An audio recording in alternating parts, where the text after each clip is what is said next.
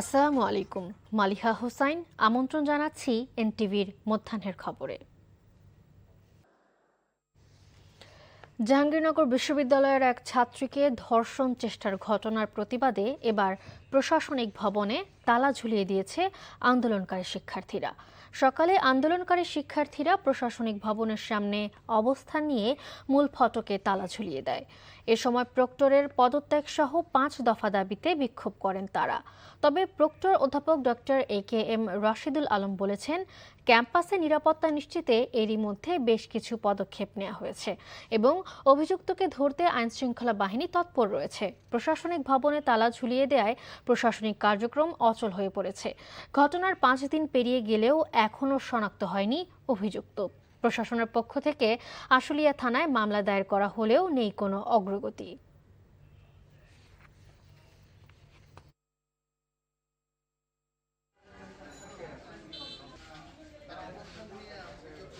এখন 105 ঘন্টা পার হলো, এখন পর্যন্ত ওই তার আসামি ধরা পড়লো না। আর আমরা আলটিমেটাম দিয়েছিলাম 48 ঘন্টার মধ্যে যে পলাতক আসামি তাকে গ্রেফতার এবং বিচার কার্য শুরু করতে হবে। যতক্ষণ না পর্যন্ত উপাচার্য আমাদের সাথে আলাপ করবে, যতক্ষণ না পর্যন্ত তিনি আসবে, ততক্ষণ আমরা এখানে অবস্থান করব। গোয়েন্দা সংস্থাগুলো কাজ করে যাচ্ছে।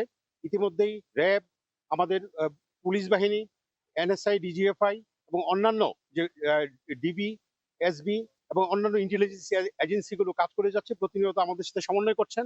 আমরা আশা করি অভিযুক্ত অতি দ্রুত গ্রেফতার হবে। আমরা অনুরোধ করছি, আমরা দাবি রাখছি সরকারের কাছে তাকে অভিযুক্ত দ্রুত গ্রেফতার করে সর্বোচ্চ শাস্তি নিশ্চিত করার জন্য। হাম কিংবা হামের উপসর্গে প্রতিদিনই আসছে শিশু মৃত্যুর খবর। নতুন নতুন সংক্রমণে শত শত শিশু ভর্তি হচ্ছে হাসপাতালে। টানা কয়েকদিন পর গতকাল কিছুটা কমে 2 শিশুর মৃত্যুর তথ্য জানায় স্বাস্থ্য অধিদপ্তর। আজকের হামে আক্রান্ত শিশুদের চিকিৎসার খবর জানাতে এই মুহূর্তে রাজধানীর শ্যামলীর বাংলাদেশ শিশু হাসপাতালে আছেন সহকর্মী নাহিদ প্রিন্স। সরাসরি যাচ্ছে তার কাছে। নাহিদ, আজকের হাম সংক্রমণ ও চিকিৎসার কি খবর আছে আপনার কাছে, জানাবেন।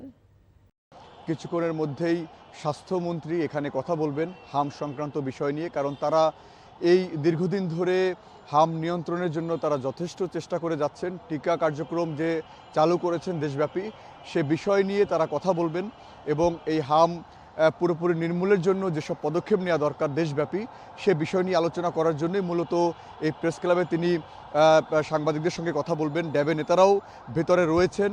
তো সারা দেশের যে চিত্র, সেটি হলো বাংলাদেশ শিশু হাসপাতাল সহ রাজধানীর যে কয়টি হাসপাতাল রয়েছে, সেখানে যেসব শিশুরা ভর্তি হচ্ছেন তারা বেশিরভাগই জেলা উপজেলা পর্যায়ের চিকিৎসাধীন ছিলেন।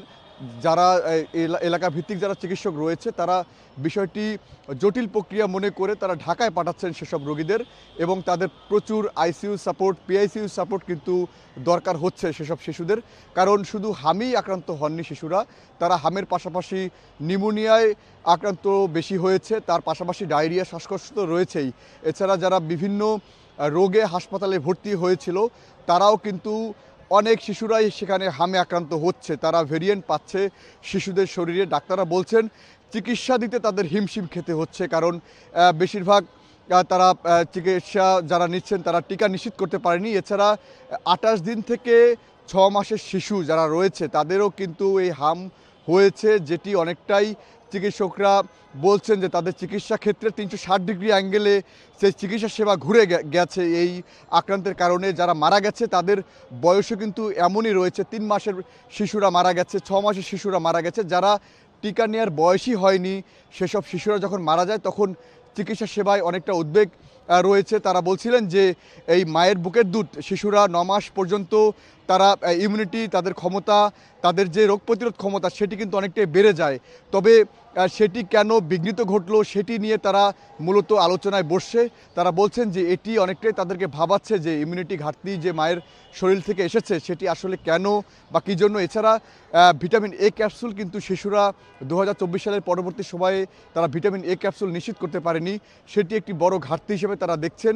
তারা বলছেন যে টিকা যদি 93% নিশ্চিত করা যেত, তাহলে এই যে শিশুদের যে রোগ বৃদ্ধি সেটি কিন্তু অনেকটাই কমিয়ে আনা যেত। এছাড়া তারা বলছেন যে যেসব শিশুরা এখনও এই হামে আক্রান্ত হননি তারা যেন বাসায় চিকিৎসা নেন, এছাড়া বাসায় যেন তারা থাকেন, আইসোলেশনে থাকেন, তাহলে হয়তো এই রোগ থেকে মুক্তি মিলবে। কারণ বাচ্চাদের সংস্পর্শে গেলেই কিন্তু হাম হচ্ছে। একজন হামে আক্রান্ত শিশু 18 থেকে 20টি শিশুকে আক্রান্ত করছে। তাই যেসব শিশুরা এখনও হামে আক্রান্ত হননি বা টিকা নিয়েছেন তারাও যেন বাসায় থাকেন, বাসার বাইরে যেন জরুরি প্রয়োজন ছাড়া যেন বের না করেন, এটি ডাক্তাররা বলছেন। তো মালিহা, এই ছিল সব শেষ আমার কাছে। জানছিলাম হাম সংক্রমণ ও চিকিৎসার খবর। সাবেক স্বাস্থ্য প্রতিমন্ত্রী ও মুন্সিগঞ্জ জেলা বিএনপির আহ্বায়ক মিজানুর রহমান সিনহার নামাজে জানাজা সম্পন্ন হয়েছে। সকাল 11:30টায় জাতীয় সংসদ ভবনের দক্ষিণ প্লাজায় তার নামাজ জানাজা অনুষ্ঠিত হয়।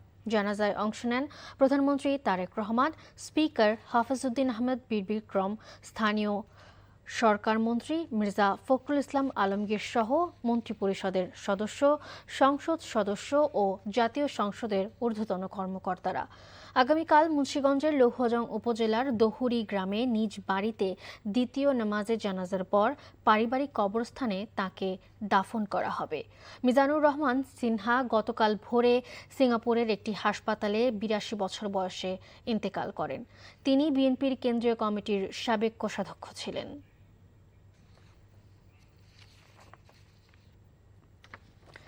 রাজধানী ঢাকা সহ দেশের বিভিন্ন স্থানে ভোর থেকে ভারী বৃষ্টিপাত ও দমকা হাওয়া বয়ে গেছে বলে খবর পাওয়া গেছে।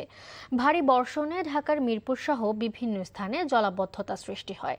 দমকা হাওয়ায় ভেঙে পড়েছে অসংখ্য গাছপালা। ফলে সপ্তাহের প্রথম কার্যদিবসে সকালে অফিসগামী নগরবাসীকে পড়তে হয় ভোগান্তিতে। ভোর থেকে রাজধানীর মোহাম্মদপুর, মিরপুর সহ বেশ কিছু এলাকায় ভারী বৃষ্টিপাত হয়েছে। এতে অনেক স্থানেই জলমগ্ন হয়ে পড়েছে। বিপাকে পড়েছে স্কুল কলেজগামী শিক্ষার্থী, অফিসগামী কর্মজীবী মানুষ। অনেকে ছাতা মাথায় বৃষ্টি থেকে বাঁচার চেষ্টা করলেও ভারী বৃষ্টিতে নাজেহাল হতে হয়েছে। অনেক স্থানেই ঝোড়ো বাতাসে গাছ ভেঙে পড়েছে সড়কের ওপর। এতে ওইসব সড়কে যান চলাচল বিঘ্নিত হয়েছে। এদিকে আবহাওয়া অফিস জানিয়েছে আজ দেশের বিভিন্ন স্থানে অস্থায়ীভাবে বৃষ্টি অথবা বজ্রসহ বৃষ্টিপাতের সম্ভাবনা রয়েছে।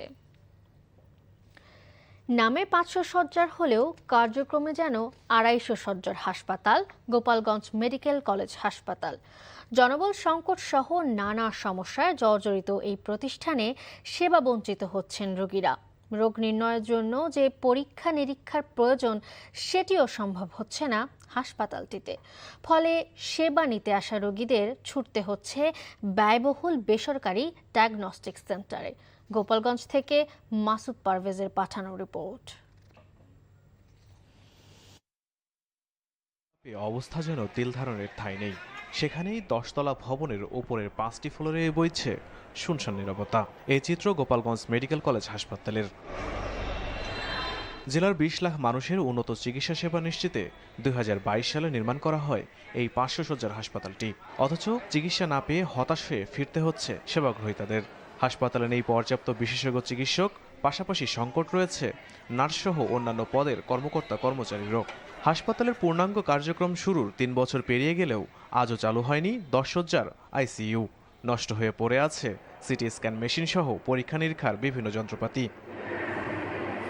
এছাড়া হাসপাতালের বাথরুম ও বেসিনগুলো হয়ে পড়েছে ব্যবহার অনুপযোগী। নোংরা পরিবেশের কারণে চিকিৎসা নিতে এসে উল্টো স্বাস্থ্য ঝুঁকিতে পড়ছেন রোগী ও তাদের স্বজনরা। ছেলের টিউমারের জন্য, এই মাথায় ফোড়ার জন্য, তাই পর্যন্ত কোনো ভালো চিকিৎসা পাইনি। আমি এই জায়গায় আইসি, বেডও পাই নেই, আর বিছানার চাদরও পাই নেই, আর একটা বালিশও পাইনি। ফ্লোরে যখন আমরা এখানে শুয়ে থাকতেছি, আমরা দেখতে পাচ্ছি মাঝে মাঝে হচ্ছে যে আরশোলা এবং পোকা যেগুলো আছে সেগুলো হচ্ছে হাঁটাহাঁটি করতেছে এবং গায়ের উপর চলে যাচ্ছে।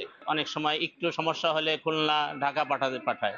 রোগীদেরকে নিয়ে যাতায়াত খুব কষ্ট, এই জন্য এখানে একটা আইসিইউর ব্যবস্থা থাকলে খুবই ভালো হয়। হাসপাতালের সীমাবদ্ধতার কথা স্বীকার করে এই কর্মকর্তা বলেন, সকল বিভাগ চালু করা গেলে সংকট কমে আসবে। একটি মেডিকেল কলেজে 17-18 জন দিয়ে কাজ করা একটু কষ্টকর। একদম চতুর্থ শ্রেণীর কিছু পদ আছে অফিস সহায়ক, সেখানে আমাদের 22টি পদ শূন্য আছে। আমরা যদি অ্যানেস্থেলজিস্ট পেয়ে যাই পর্যাপ্ত সংখ্যক, তাহলে আমরা আইসিইউটা যে কোনো সময় চালু করতে পারব। মেডিকেল কলেজ হাসপাতালটিতে দ্রুত জনবল নিয়োগ দিয়ে উন্নত চিকিৎসা সেবা নিশ্চিত করার দাবি জানিয়েছেন গোপালগঞ্জবাসী। NTV news desk. আজ থেকে শুরু হতে যাচ্ছে 3 দিন ব্যাপী 49তম জাতীয় অ্যাথলেটিক্স প্রতিযোগিতা। মূল আসর জাতীয় স্টেডিয়ামে অনুষ্ঠিত হলেও মাঠের কাজ চলমান থাকায় থ্রো ইভেন্টগুলো হবে আর্মি স্টেডিয়ামে। জাতীয় স্টেডিয়ামের সম্মেলন কক্ষে সংবাদ সম্মেলনে জানানো হয়, পুরুষ ও নারীদের মোট 40টি ইভেন্টে এই প্রতিযোগিতা অনুষ্ঠিত হবে। অ্যাথলেটিক্স ফেডারেশনের ব্যবস্থাপনায় এবারের আসরে 45টি সংস্থার 410 জন অ্যাথলেট অংশ নিচ্ছেন। এছাড়া টাইমিংয়ের জন্য ইলেকট্রনিক ফটো ফিনিশিং মেশিন ব্যবহার করা হবে। তবে এবারও প্রতিযোগিতার জন্য কোনো পৃষ্ঠপোষক খুঁজে পায়নি ফেডারেশন। প্রতিযোগিতায় স্বর্ণজয়ীরা পাবেন 5,000 টাকা। এছাড়াও রেকর্ডধারী অ্যাথলেটেরা পাবেন 20,000 টাকা। এই ছিল মধ্যাহ্নের খবরে। এই খবরের ভিডিও সহ আপডেট জানতে ভিজিট করুন NTV অনলাইন www.ntvbd.com। এছাড়াও NTVর জনপ্রিয় সব অনুষ্ঠান ও খবরের আপডেট জানতে ভিজিট করুন আমাদের ইউটিউব ও ভেরিফাইড ফেসবুক পেজ। 2টায় দুপুরের খবর দেখার আমন্ত্রণ রইল। ধন্যবাদ সবাইকে।